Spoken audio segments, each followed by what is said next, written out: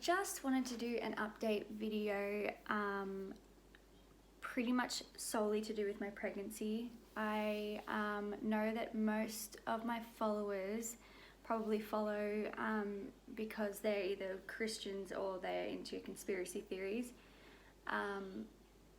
While faith and my testimony and my journey with becoming a Christian has been the main focus of my channel, being pregnant now, I've found that it's this whole new avenue that I am obsessed with, and I've been researching so much into pregnancy and the natural sides of it, and I feel like I can bring a lot of advice and just my own story to the table. And so the next few videos I probably just want to focus on my pregnancy. So yeah, let's get started. So I've written stuff down because I always go off topic. So I'm 22 weeks pregnant today. So I'm past the halfway mark, and I'm feeling amazing. This is my favorite part of the whole pregnancy so far. I feel like August and September have been so amazing. I've been so blessed with just the easiest pregnancy, and I honestly thought that I would have the complete opposite. I thought I would be like throwing up every day, just pains everywhere. I thought I would be moody and emotional and crying and just not nice to be around.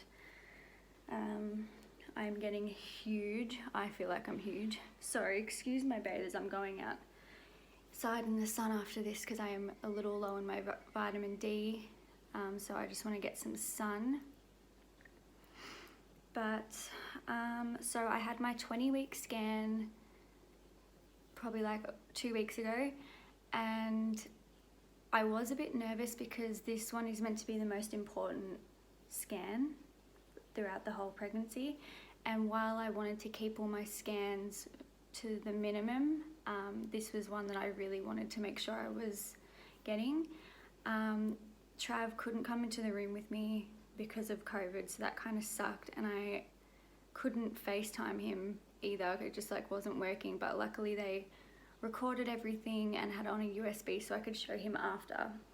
But everything was perfect, and I was so surprised. Like, she's the perfect size, the placenta's in a good spot, all her measurements are good for like the week that I'm at. She's not too big, not too small. The placenta's looking healthy. Her brain and her spine and just everything that she went through, she was basically saying like, this looks perfect, that looks great, this looks good. So I was just really surprised because I was thinking that like surely something will be wrong, and I think I just wasn't expecting it to be so like good. I was not expecting to have such a good pregnancy, so fingers crossed. Like, I know it can probably go downhill when I reach the 3rd trimester, and I just have to be prepared for if that happens. But so far I have loved it. I mean, other than the first few weeks when I first found out and like feeling a bit sick, it's been so good. Like, I love it. So yeah, I came home, I showed Trav the USB footage. We got to see her moving around. We got to see her little hands and like her fingers and her toes moving, and yeah, so she's been kicking. I finally can feel her kick. So I started feeling those little flutters probably in late August, mid to late August, and I started feeling her properly kick maybe at the very end or very start of end of August, very start of September. So but because of her, my placenta is in an anterior position, it's sort of cushioning her kicks, so I'm not feeling her as hard. So I guess that could be good or bad, because I kind of want to feel her kick, but at the same time I've seen so many girls who have super strong kicks and they just like get really over it. And I know that the kicks and the movements just increase as time goes on. So I'm expecting it will get a little more intense later on, but for the moment I just feel like she actually hasn't moved a lot today, and I find she moves the most when I'm sitting down or when I'm still. So when I'm moving around, I don't feel her very often, and always when I actually feel her moving and I try and put Trav's hand on my tummy, she just stops and like she never wants to kick for him. So that kind of sucks, but I think he'll feel her eventually. So yeah, that's the 20-week scan update. What have I got next? Right, so while I am all about natural ways of life and living and holistic alternative methods to things, I wish I was confident enough to do a home birth, but because this is my first pregnancy, I just feel like I would like that extra backup in case of, hemorrhaging or her heart rate dropping or like just, anything. I just feel like I would feel a little bit safer, and probably Trav too, if we were in the hospital, just in case. I am having it in the public system, so everything's free, which is awesome. I don't particularly like hospitals, as I've already mentioned in my last video. I don't think anyone really likes hospitals. The whole atmosphere feels a little depersonalized and a little dehumanizing. But the people that I've spoken to on the phone, because all my appointments have been over the phone so far, they've all been really lovely, and I pray to God all the time for him to send me like-minded people that will be helping me in my journey. I've prayed for him to send me, midwives that are understanding and respectful, and their morals line up with mine, and ones that aren't going to be pushy or mean because of my choices. So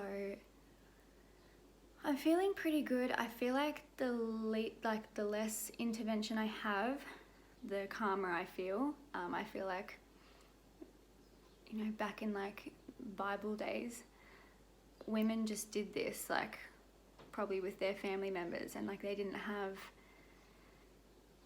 all the technology that we have, which I know can be a blessing, and I know so many women died of childbirth because of lack of technology and medicine that we have now.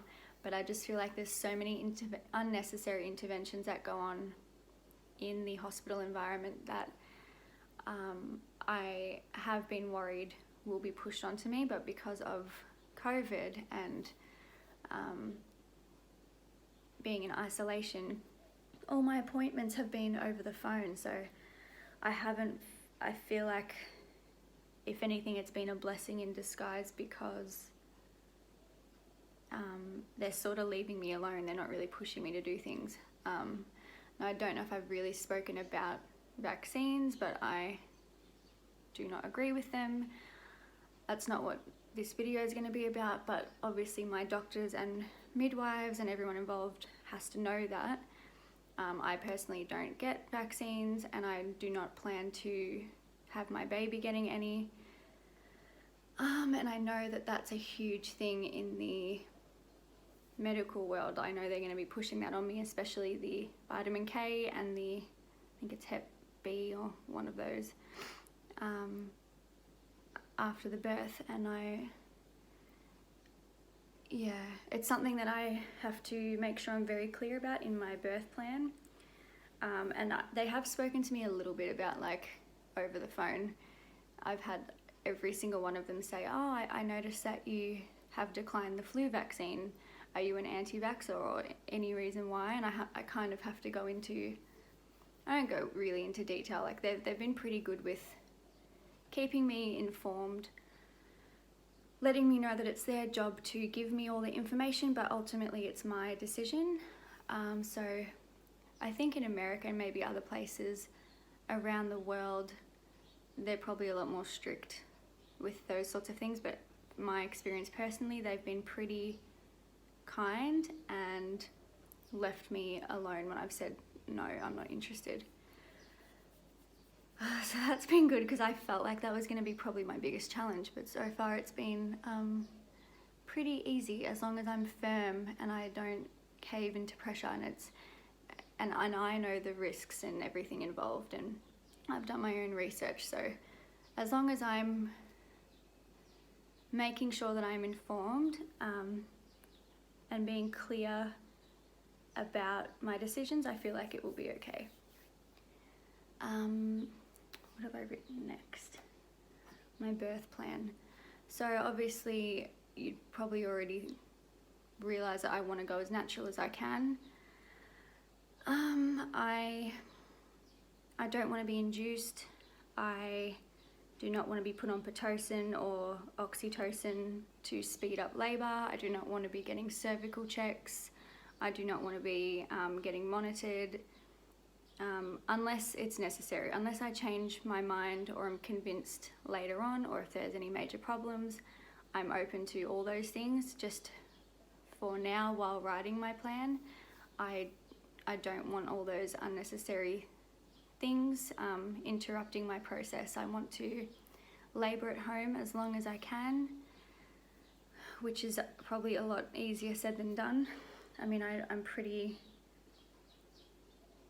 feel like I don't handle pain very well, so it's going to be interesting to see how I adapt to contractions and how I am in the moment, because I'm saying right now that I don't want any pain relief other than gas or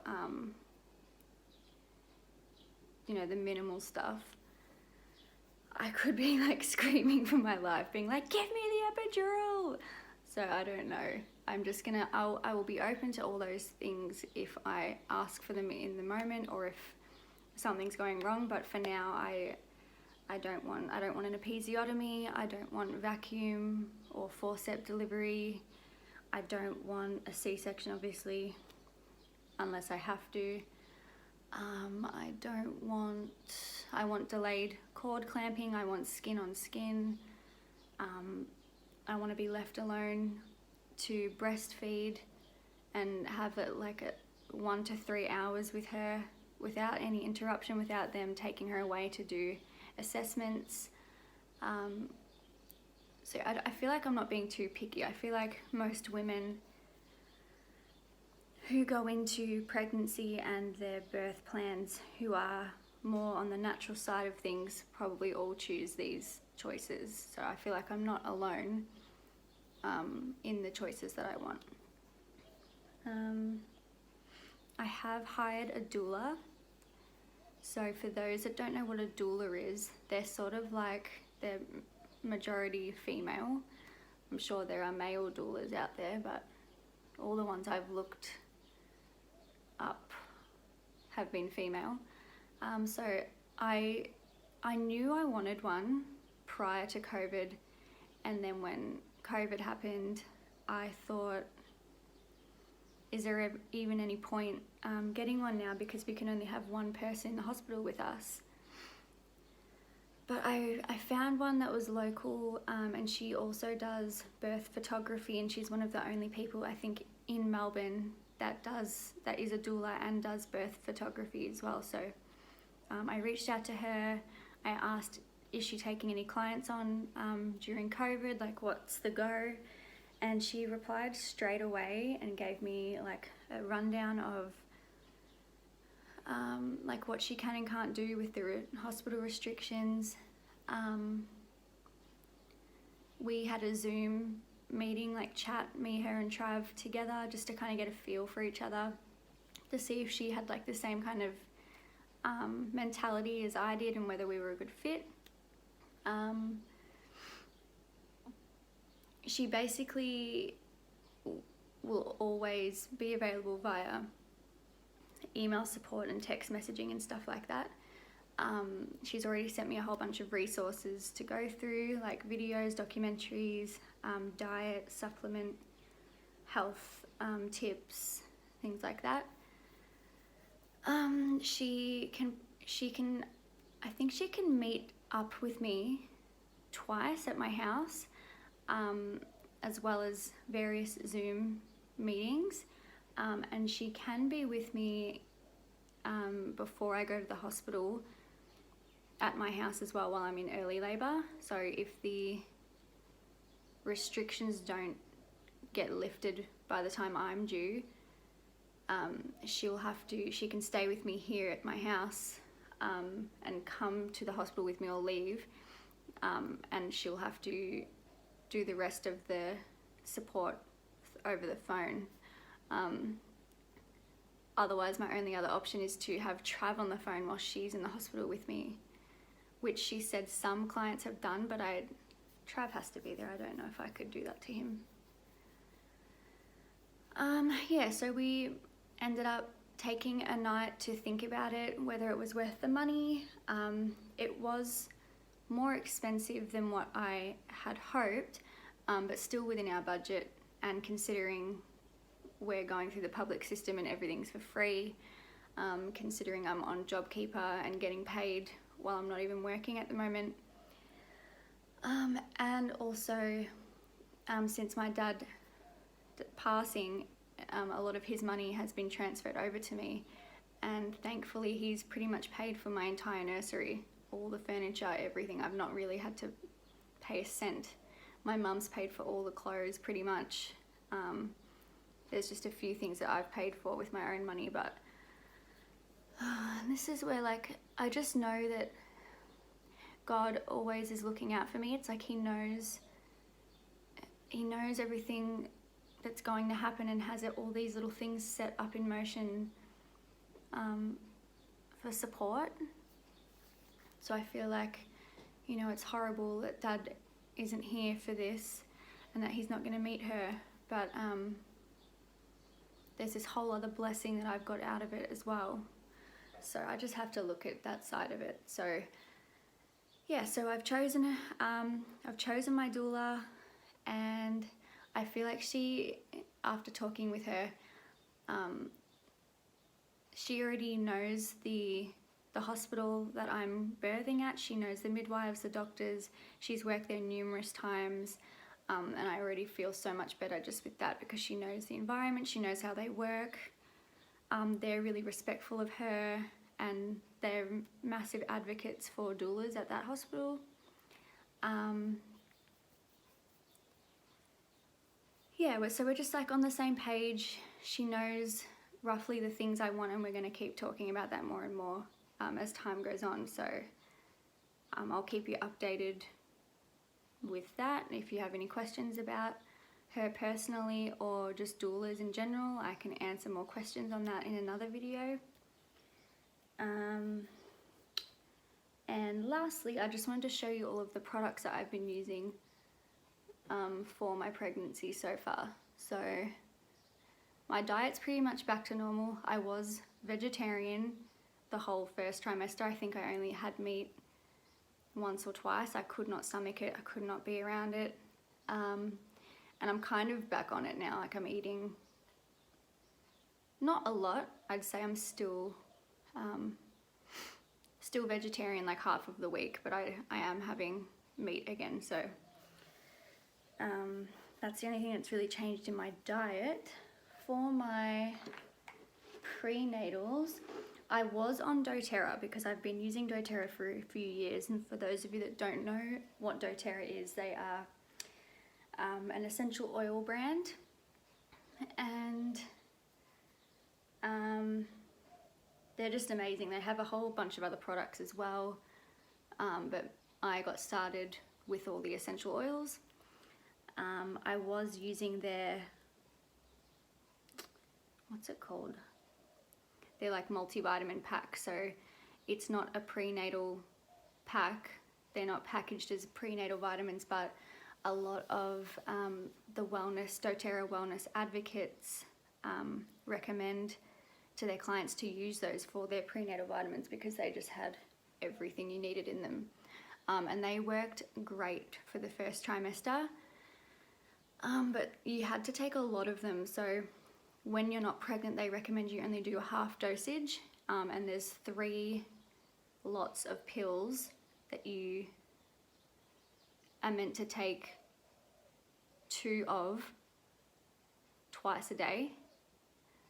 So I was taking 12 a day. 2, 4, yeah, I was taking 12 a day, and it was getting a little bit daunting, and I found as time went on, they were actually making me more nauseous, and I just couldn't stomach them because I'd never really taken vitamins before that. And because I didn't actually start on the half dosage and work my way up, I went straight into it taking the full dosage. I think it was just a bit much on my body, so I actually stopped taking those. And I now take, I found, what are they called? This website called Garden of Life. And I get these. So they are gummies because I found it was either the swallowing all of the tablets that was making me gag and want to vomit, or they just were too heavy in my stomach after. So I actually got, these are gummies. They're berry flavored gummies. They're organic, whole food gummies. And I only need to take 4 of these a day. So I take 2 with like my breakfast and 2 with my evening meal. And I've had no problems with these, and this is like my 2nd month's worth. So if you're someone that can't really handle tablets, or you don't like swallowing tablets, or you're getting really nauseous taking those tablets, I really recommend the chewable ones, like the gummies. They're really good. What else am I using? This is actually a little gift. It was really cute. My brother's girlfriend, her mum works at a chemist, and she just came and dropped off like a few weeks ago these probiotic drops. There. Hold on, how do people do this? You can tell I'm not a YouTuber. Probio Plus NutraCare Probiotic Drops. So again, they're not tablets, so they're super easy for me. You shake the bottle for like 30 seconds and put 8 drops into a drink, any drink, water, juice, coffee, like whatever. So I've been taking those just because I am a little not concerned. I just want to make sure my gut bacteria is working okay, because I know that the baby's gut bacteria takes on yours. So like if yours is not good, high chance are your baby's not going to be great either. So I've been trying to make an effort. I was a little iffy with kombucha at the start. I was drinking it before I got pregnant, and then sorry, I'm always out of breath. And then I read a bit about not having it when you're pregnant, but I think I'm gonna maybe start drinking it again, and just see how I go. More yogurt and fermented foods, just to help with my gut bacteria.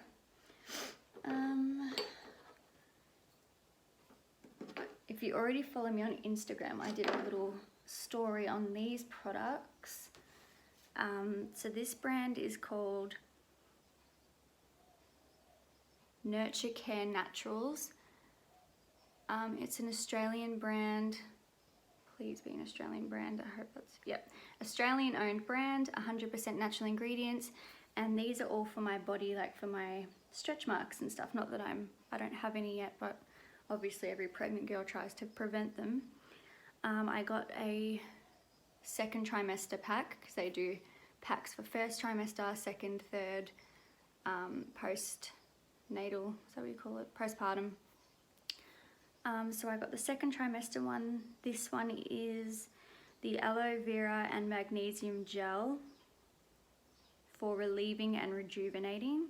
It has aloe vera, magnesium, parsley, and vitamin E in it, and it's just sort of like an oil. I got the pain relief oil to soothe and relieve. That has sunflower, chili pepper, eucalyptus, and peppermint in that. And this one, which is my favorite, which I've already used a little bit of, is the Stretch Mark oil, which has coconut, sandalwood, moringa, sorry if I said that wrong, moringa and avocado, and that is amazing. And the Stretch Mark scrub, so I haven't used that one yet, but definitely going to give that a go, because I have noticed my skin's getting a little tighter and itchier around my tummy area. I also got a pregnancy bath soak from that brand as well, but it's in the bathroom, so I'm not going to grab that. For all of my aches and pains, this is my go-to here. So this is a Doterra product. It's the Ice Blue Rub. I swear by this stuff. It is so amazing. I don't know how I got through life with pains before this. I rub this on my like my glutes and my upper thigh and my hip area, because that's where I get probably the most pain, and then my lower back. So sometimes before bed, because I'm not sleeping on my back, I'm constantly moving side to side, I get quite sore. So, oh, that's another thing. Sorry, I have one other product I want to show. 1 second.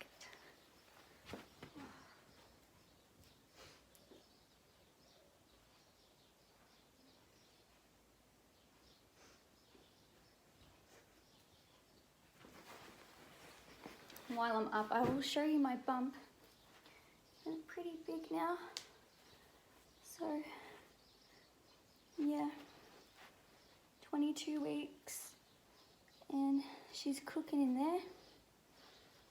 Not overly big, but the biggest I've ever been. Next, what am I using? So while we're still on the doTERRA brand, I thought I'd get some of the oils that I've been using.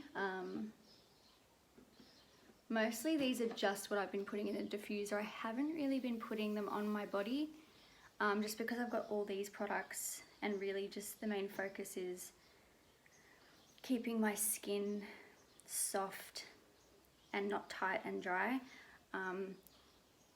I've been feeling so calm and zen naturally that I haven't really needed to use essential oils to enhance my mood or get me more relaxed, because I'm so relaxed already.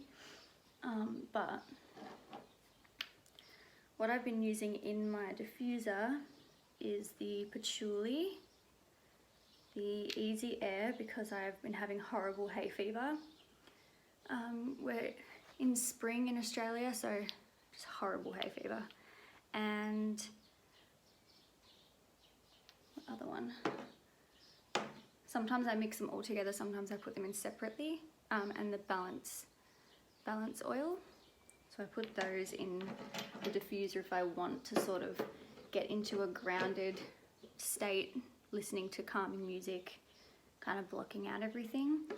And for the days where I want to sort of be more lifted up, I've been using the Citrus Bliss blend and the Elevation blend. So they're more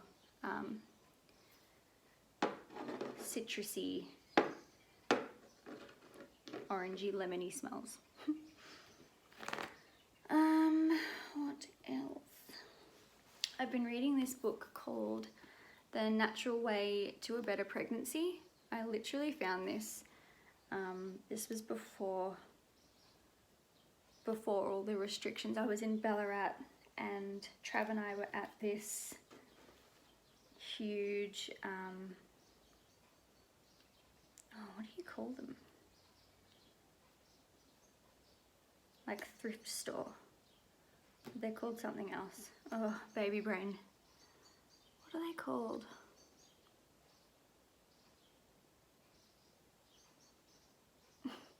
Like a thrift store, but I know there's another word for it. Anyway, this was like $5. So I've been reading that for my book. This, what I grabbed before, is called the Butterfly Maternity Pillow or Pregnancy Pillow. I don't know if I'm really meant to be using it yet. I've seen a physiotherapist twice now just to make sure that my pelvic floor muscles are going good, because at the start I didn't know if I needed help in relaxing them or tightening them more, because I think lots of women research pelvic floor exercises when they're pregnant, and everyone assumes that you need to do them all day to like work up the muscles. But when I went to the physio, I was actually the opposite, and she told me that the muscles, I have great pelvic floor muscles, and every time I use them and tighten, my problem is actually letting them go and relaxing. So I was the opposite, so I actually need to do less pelvic floor exercises because my problem is that I'm clenching too much and not releasing and letting go.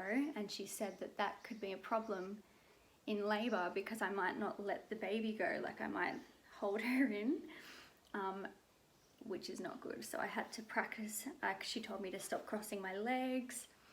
I have to sit more like blokey. She told me how to, when I'm lifting things or bending down, how to do that. She's taught me, what else? How to get in and out of a car, how to get in and out of bed, just little things that I can do to alter and to only ever tense up those muscles when I'm lifting something or pulling something, and to try and stay really relaxed.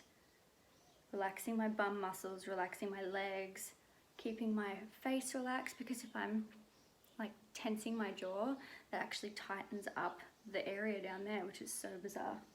Anyway, so I got this pillow, so I'm not laying on my back. It kind of keeps you put it sort of behind you like this, and it's sort of on both sides. So you're like, when you're rolling from side to side, you're not really going on your back. But she said that they might be better actually in between my legs. If I'm getting pain in the areas that I said before, putting a pillow in between your legs can help, like to elevate your legs a little bit. So I kind of just alternate between how I use that, but I'm loving it. And the last thing I got, I need to make sure I know the brand of this when I'm saying it. Right, so I am huge on like mobile phone radiation, Wi-Fi radiation, and like the 5G towers and all of that. Obviously when you're on your phone, you're getting more radiation, and being pregnant, I didn't want to be on my phone and exposing my belly and her to the radiation. So I found this really cool site on Instagram called Radia Smart, and it's actually a blanket.